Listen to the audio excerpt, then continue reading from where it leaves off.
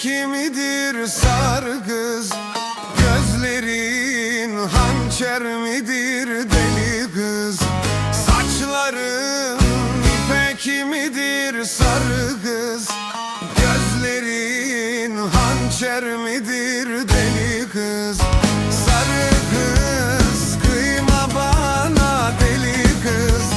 Sarı kız acı bana güzel kız. Sarı kız kıyma bana deli kız. Sarı kız güven bana deli kız. Sarı kız deli kız. Sarı kız kıyma bana deli kız.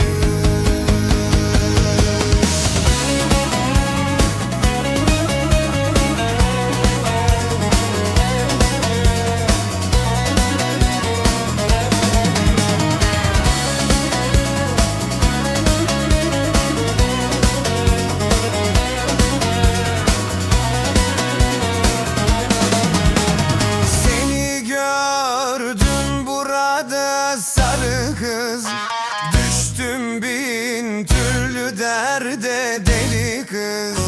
Seni gördüm burada sarı kız. Düştüm bin türlü derde deli kız. Ne gezersin her yerde sarı kız. Ne gezersin her yerde deli kız. Sarı kız deli kız. Sarı kız kıyma bana güzel kız.